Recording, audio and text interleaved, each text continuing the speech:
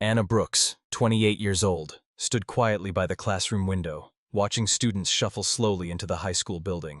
The early morning sun cast gentle gold on the quiet streets of the southern American town, masking the invisible tensions woven tightly beneath the peaceful surface. Anna had been teaching English literature here for nearly 5 years. She knew these students and this town better than most, yet lately she sensed something changing, shifting subtly in the shadows. Downstairs, Michael Jefferson, a 25-year-old medical student, walked briskly toward the entrance of the small local hospital. His heart quickened slightly. Today was the first day of his clinical practice, something he'd worked incredibly hard for. He straightened his tie nervously, trying not to think about the looks and whispers that often trailed him since he had moved here 3 months ago. Michael was the only African-American student in the group of interns, a detail others frequently reminded him of without ever speaking a word. Across town, Samir Ahmad, 23 years old and newly arrived from Jordan, glanced anxiously in the rearview mirror of his taxi. His passenger, Eric Harper, a 42-year-old white owner of the town's largest auto repair shop, barely spoke during the ride. Instead, Eric's steely gaze scanned Samir's car, lingering on the small Arabic prayer beads hanging from the rearview mirror. When Samir asked if Eric preferred a certain route, the mechanic simply muttered dismissively, "Just hurry up." Joanna Gonzalez, a 30-year-old waitress, was already well into her shift at the town's only popular diner. With practiced skill, she poured coffee and balanced trays, smiling warmly at patrons who rarely smiled back. She heard snippets of conversation around her, subtly critical remarks about accents, jobs lost to immigrants, and questions like, "Where's she really from?"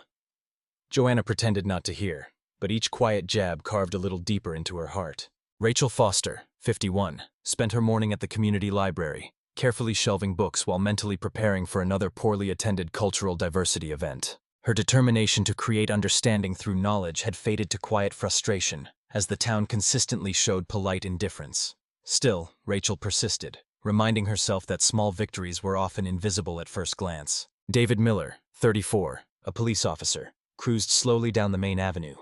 His attention was drawn momentarily towards Samir's taxi parked at the curb outside the repair shop. Habitually suspicious of unfamiliar faces, David noted the taxi's license plate, quietly cataloging details he might need later, simply because Samir's presence felt out of place. At the small local newsroom, Lisa Murray, 29, typed rapidly, her fingers racing against a looming deadline.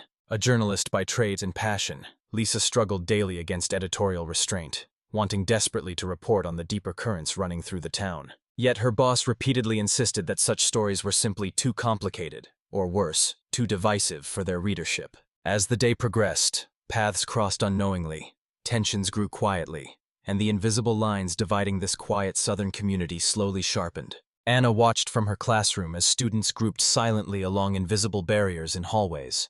Michael felt invisible walls rise around him with each subtle glance from nurses and patients.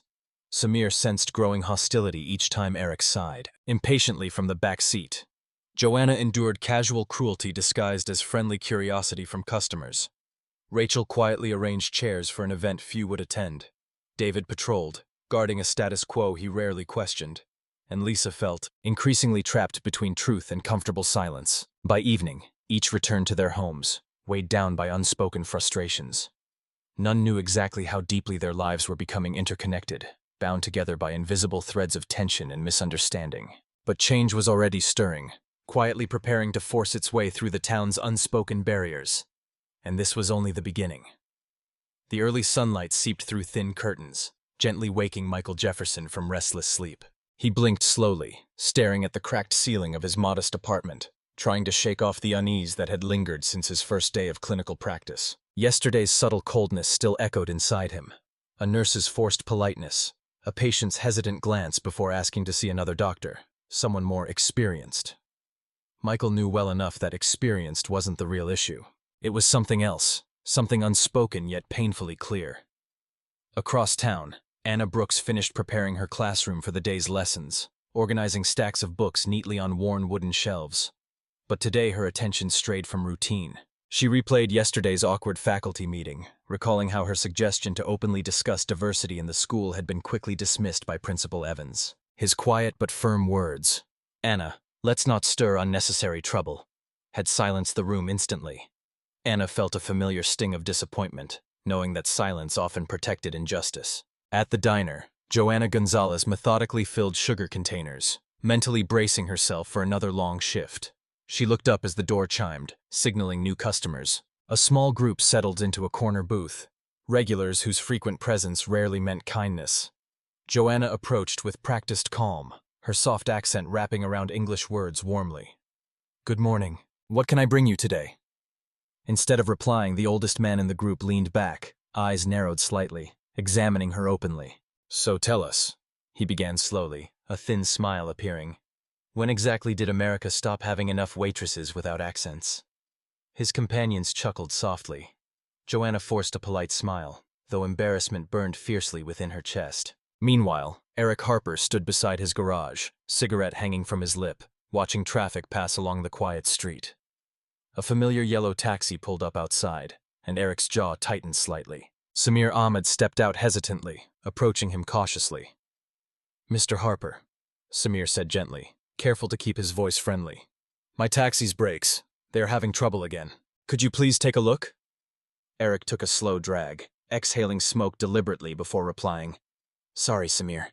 We're backed up today." The empty bays behind him betrayed the lie, yet Eric's eyes remained cold, challenging the young immigrant silently.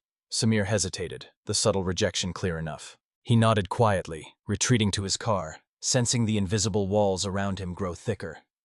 Officer David Miller's patrol took him near the garage, where he noticed Samir again. Without conscious thought, suspicion tugged at him. A stranger in a quiet town, someone different. David casually noted details: the license plate, the nervous expression, the hurried movements. Routine caution, he told himself, unaware of how easily prejudice disguised itself within duty. At the small local hospital, Michael fought his unease as another patient subtly requested a second opinion from Dr. Evans, his supervisor. Dr. Evans, middle-aged and respected, approached Michael afterward in the hallway. His voice held measured neutrality. "Michael, you must understand some of our patients come from different backgrounds. It might help if we ease them into certain adjustments."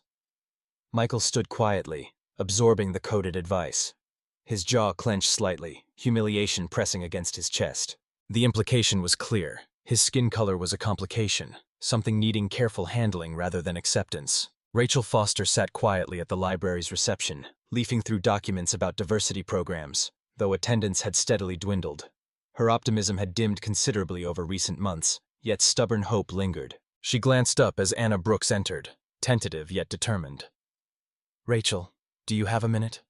Anna asked quietly, glancing around the empty reading room. "Of course," Rachel replied warmly, sensing Anna's hesitation. She had seen the young teacher's courage and its costs. "Yesterday," Anna began softly, voice trembling slightly, "I tried bringing up these issues at the school, about how we can support students like Michael, about teaching diversity openly." Rachel nodded gently, encouraging her to continue. "But no one wanted to hear it. They're acting like I'm making trouble over nothing."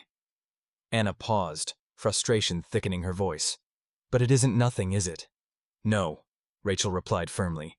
"It's certainly not nothing. It's everything." A brief silence stretched between them, a quiet acknowledgement of their shared struggle against invisible boundaries that everyone else seemed determined to deny. Across town, Lisa Murray sat hunched over her desk, rereading the draft of an article she'd prepared. Its words echoed painful truths, small-town prejudices, daily humiliations suffered quietly by people like Joanna, Michael, and Samir. She hesitated briefly, then approached her editor's office. He glanced up, visibly annoyed. "Lisa, we've talked about this. Our readers aren't ready." "How will they ever be ready if we never even try?" She countered gently yet persistently. He sighed impatiently. "Not our problem to solve, Lisa. Just stick to stories they can handle." She retreated quietly, frustration simmering inside. Once again, she felt trapped between truth and the comfortable ignorance that held the town together. By evening, these divided worlds returned once more to silence and separation, invisible yet tangible walls growing stronger. Michael sat alone, feeling the full weight of isolation. Anna questioned silently if her voice mattered at all. Joanna cleaned tables, anger hidden behind professionalism. Samir worried quietly, fear growing alongside humiliation. Rachel's quiet resilience remained intact, though exhaustion crept in. Lisa struggled alone, her voice muffled by limitations she had not set herself. Outside, the streets lay peaceful under twilight. But beneath calm surfaces, Fractures widened, silently drawing these divided worlds ever closer toward inevitable collision. And nobody seemed willing yet to openly admit the invisible divisions tearing them apart. The days grew longer, and tensions in the town became as thick as the humid southern air. Anna Brooks arrived at school early, hoping solitude would calm her restless mind. As she walked the empty hallway, her footsteps echoed against walls plastered with posters promoting harmony and unity, slogans that felt increasingly hollow.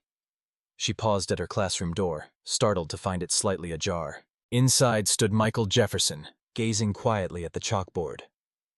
"Michael?" Anna asked softly, stepping inside. He turned abruptly, embarrassment coloring his features. "Sorry, Miss Brooks, I didn't mean to intrude." "You aren't intruding," Anna assured gently. "Is everything all right?" Michael hesitated, eyes downcast. "I just needed somewhere quiet. Lately it feels like no matter what I do, I can't escape how people see me." He paused, frustration evident in his voice. "It's exhausting." Anna nodded solemnly. "I wish I could tell you it gets easier. But sometimes, silence becomes louder than words." Michael sighed deeply, a weight visibly lifting slightly with her understanding. "I'm grateful you notice. Most people don't even try."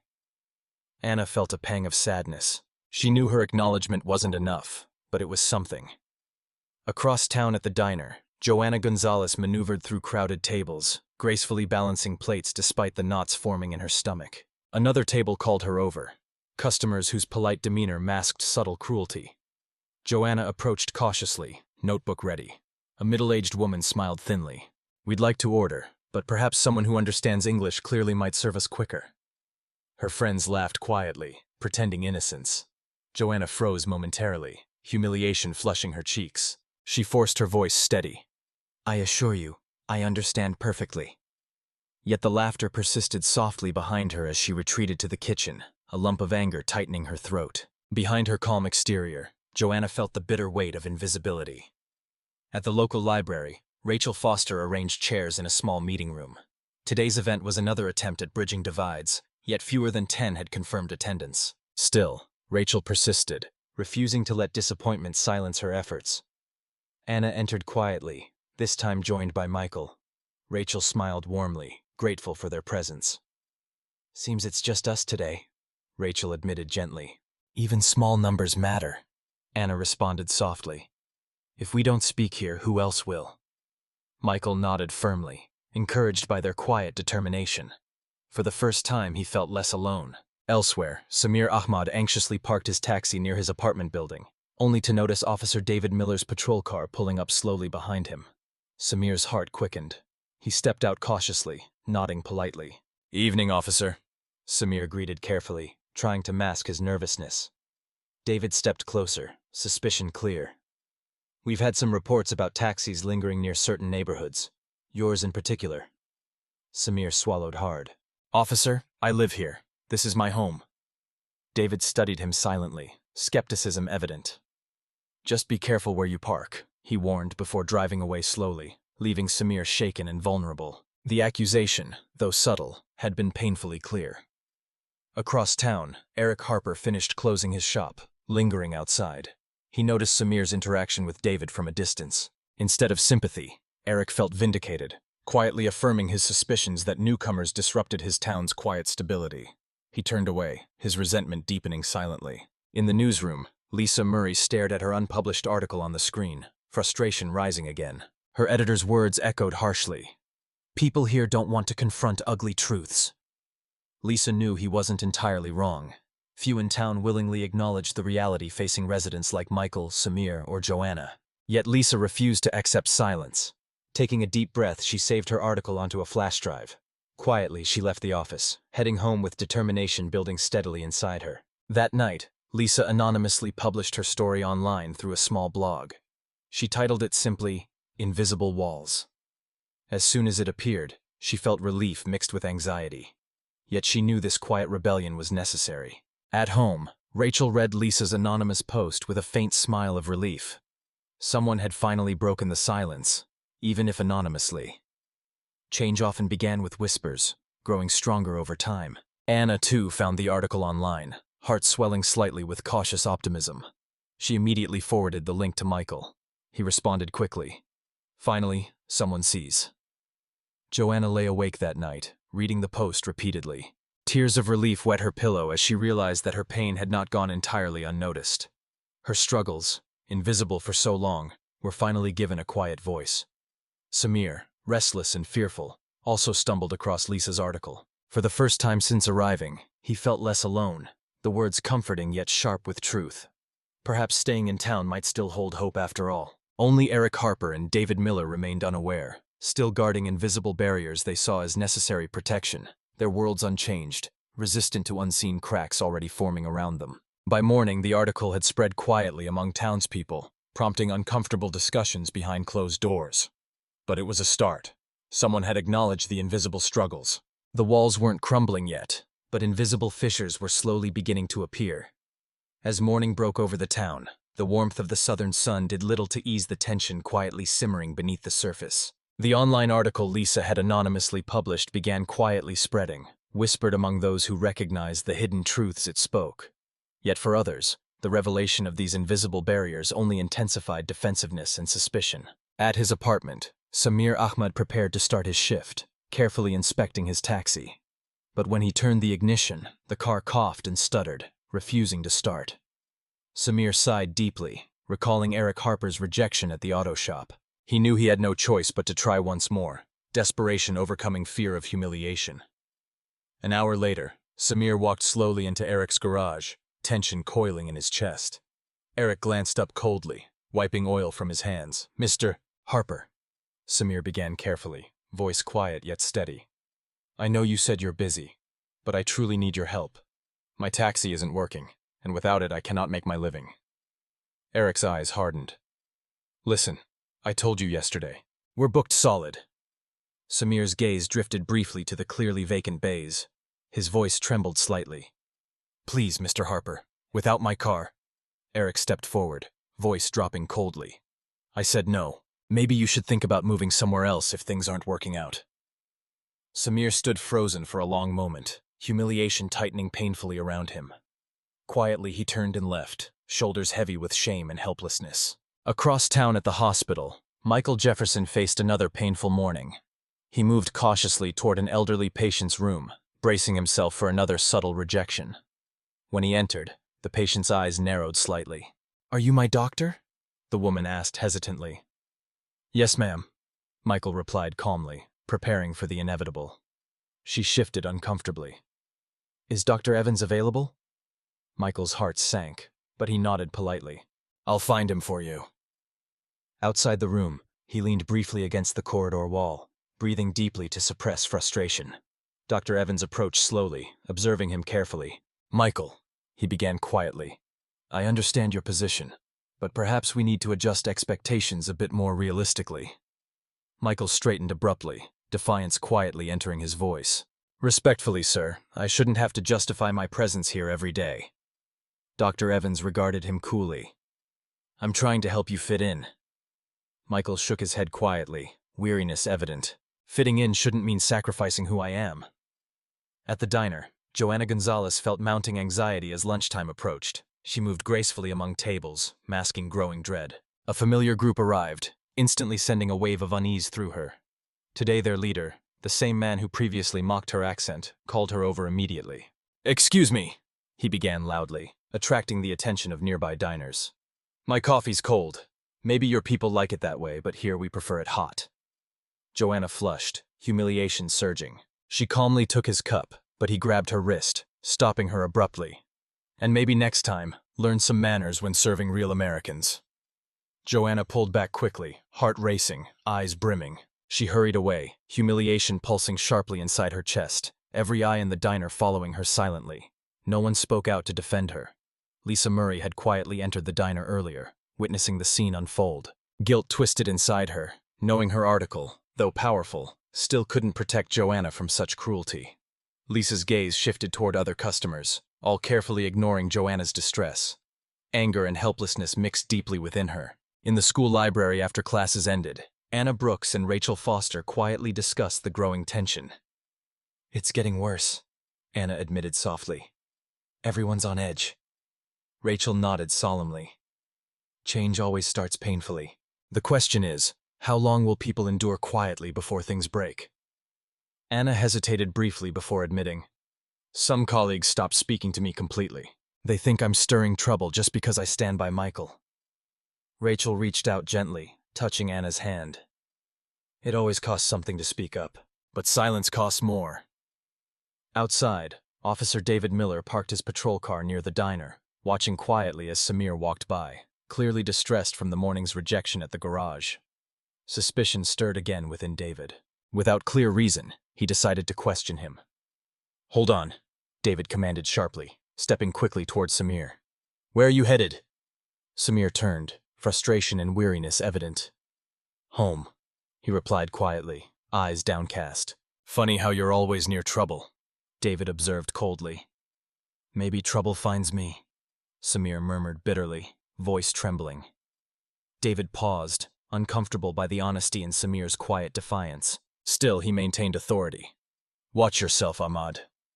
Samir walked away silently, anger and despair intensifying inside him, patience nearly spent. That evening, Anna met Michael at the park, where quiet darkness offered temporary safety from prying eyes.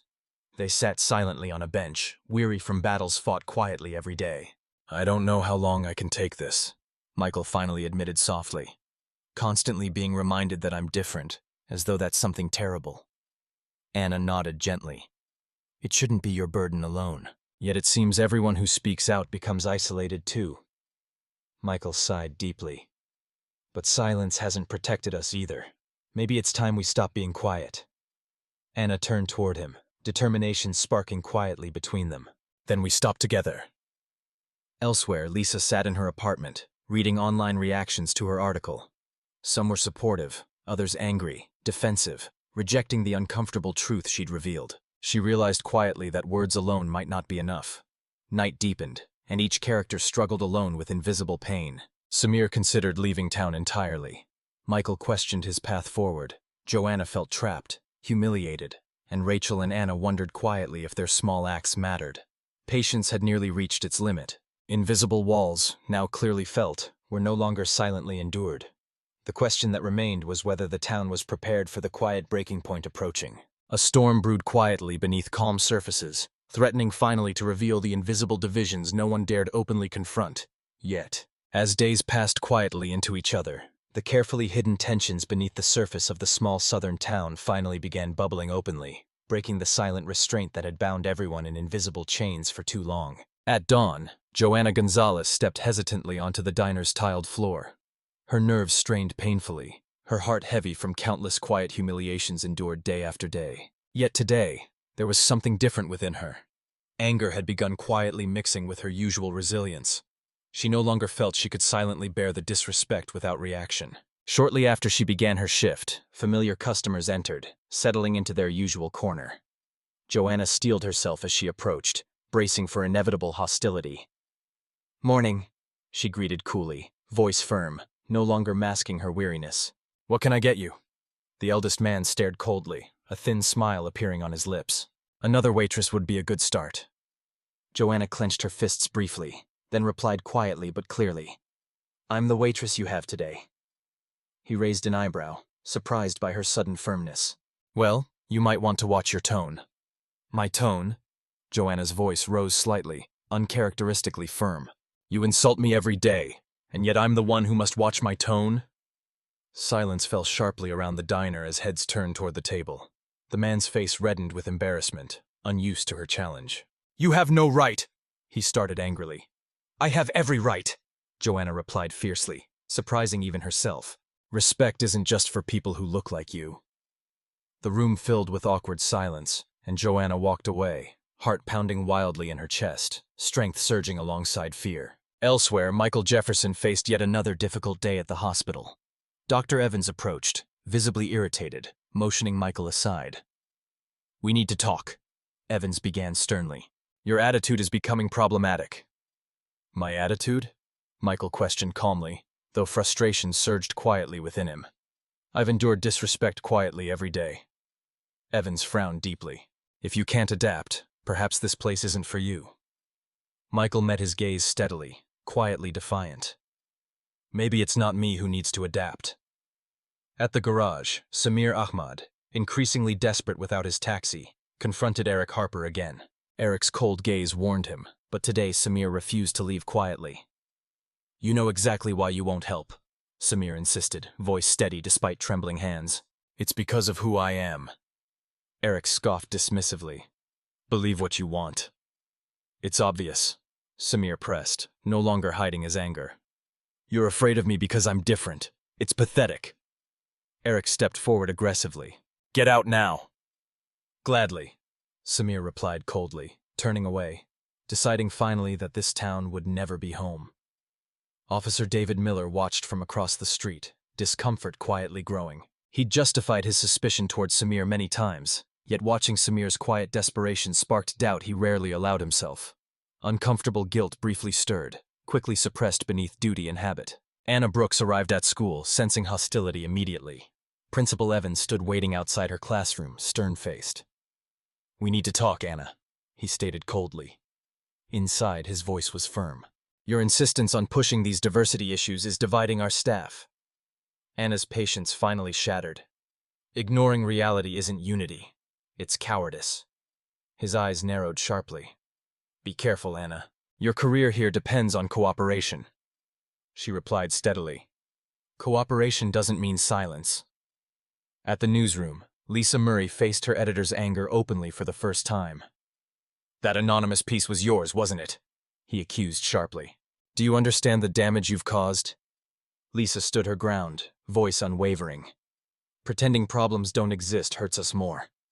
He shook his head bitterly. "You've made us targets. People don't appreciate your brand of truth." "Maybe that's exactly why it needed publishing," Lisa countered sharply, walking away, knowing consequences would soon follow.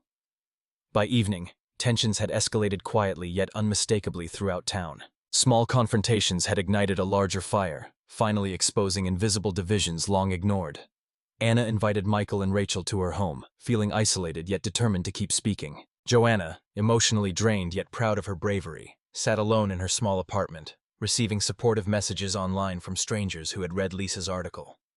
For the first time, she felt she had allies. Samir began quietly packing his belongings, deciding to leave town immediately, anger mixing with sadness that acceptance was impossible here. Officer David Miller, troubled by unfamiliar doubts, drove through empty streets, questioning quietly if perhaps he'd contributed wrongly to the growing divide. Guilt, once invisible, became painfully evident. Eric Harper, furious at being openly challenged, sat alone in his empty shop, resentment growing sharply inside him, blaming outsiders for disrupting what he considered a peaceful town. By nightfall, word spread quietly but rapidly. Joanna's public challenge, Michael's firm refusal to silently endure, Anna's fearless stand, and Lisa's published truths broke through invisible walls, forcing people to choose sides. Tensions escalated rapidly, dividing the community openly for the first time.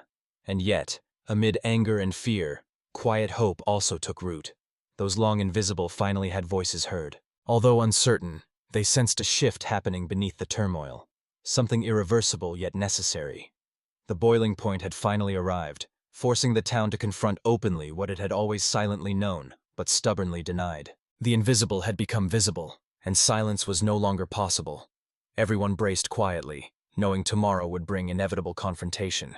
Whether for healing or further fracture remained uncertain. The sun rose gently over the quiet southern town, casting long shadows over streets that seemed deceptively peaceful.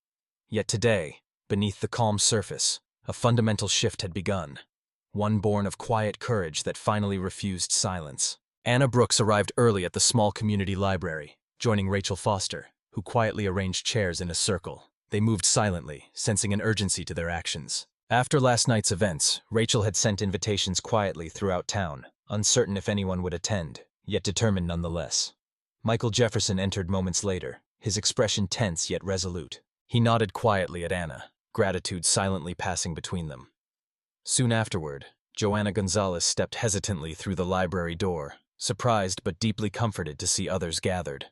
"Welcome," Rachel greeted gently, breaking the silence. "I wasn't sure if anyone would come, but I'm glad you did." Joanna spoke quietly, tears pressing gently behind her eyes. "Thank you. After yesterday, I wasn't sure I could stay here anymore. But now—" Her voice faltered, emotion briefly overwhelming her. "You're not alone," Anna reassured softly. "Not anymore." Michael nodded slowly. "We've all been isolated too long, each quietly suffering, thinking we were alone. But together, maybe there's hope." Outside, Samir Ahmad stood hesitantly near the library's entrance, suitcase packed beside him, ready to leave. Yet something inside compelled him to pause. The sight of people gathering quietly inside the building made him reconsider, his heart beating faster. After a moment's hesitation, he stepped quietly through the door. Everyone turned to him, welcoming smiles slowly appearing. Rachel approached gently. "Samir, please join us." Samir hesitated briefly, then smiled faintly, setting his suitcase aside. "Maybe one more chance." The gathering, small yet powerfully meaningful, began quietly sharing stories. Each voice added quietly to the collective courage, dissolving invisible barriers they had all felt separately. Across town, Officer David Miller sat alone in his patrol car, parked quietly at the edge of town. He reflected deeply, disturbed by his recent actions. Yesterday's harsh treatment of Samir replayed quietly in his mind, shamefully undeniable.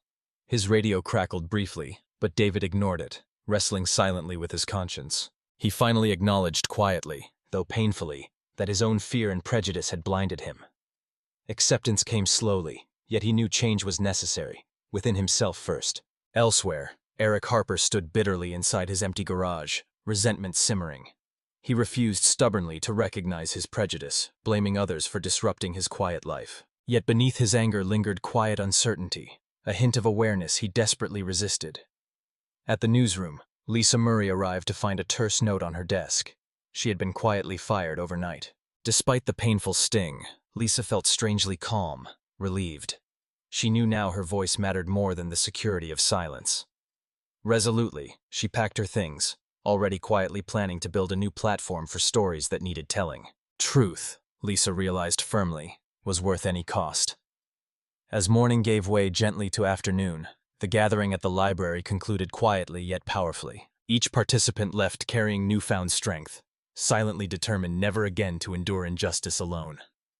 Joanna returned to the diner, head held high despite stares from customers who had witnessed yesterday's confrontation. Quietly, a young woman approached her table, smiling gently. "Thank you for speaking up yesterday," she whispered shyly. "You gave me courage." Joanna smiled softly, tears quietly forming again, this time from hope. Michael returned to the hospital, standing taller than before. He noticed Dr. Evans watching quietly from afar, unease evident. Michael felt a shift occurring, not just within himself, but in how others perceived him. Courage, he now understood clearly, forced others to reflect quietly on their own biases. Anna resumed teaching, aware of distant looks from colleagues who still disapproved. Yet quietly, 2 students approached after class, thanking her gently for standing by Michael. Officer Miller finally approached Samir outside his apartment late afternoon.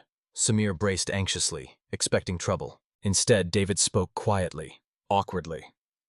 "I've been wrong about you. About many things." He hesitated, struggling deeply. "I'm sorry." Samir stared quietly, shocked yet deeply moved. Finally, he nodded softly, accepting this first small step toward healing. That evening, Lisa sat in her apartment, creating an independent online news page she named simply, "Invisible No More." Quiet determination surged inside her as she published her first news story, a direct account of the town's silent struggles, finally acknowledged. Rachel, exhausted yet hopeful, sat quietly in the library after everyone had left. Today's small gathering had been a victory, not loud or triumphant, but deeply meaningful. Change, she knew, began quietly, spreading gradually until it could no longer be ignored. Night fell gently, and the town settled again into quiet darkness. Yet everything had subtly changed. Invisible lines that had once clearly separated the town now held less power, blurred slightly by courage and honesty that refused silence. Anna, Michael, Joanna, Samir, Rachel, Lisa, and even Officer Miller, each recognized quietly that the true battle had only just begun. They knew the path ahead remained uncertain, difficult, yet filled quietly with potential. As lights slowly dimmed across the small southern town, hidden changes quietly continued. No grand revolutions, no headlines shouting victory. Instead, quiet dignity reclaimed by those once invisible, their voices steadily rising. stronger together. Their struggles, though far from over, were no longer carried silently and alone. And in this newfound unity, fragile yet powerful, the town began quietly rewriting its future, guided finally by voices once invisible, now undeniably heard.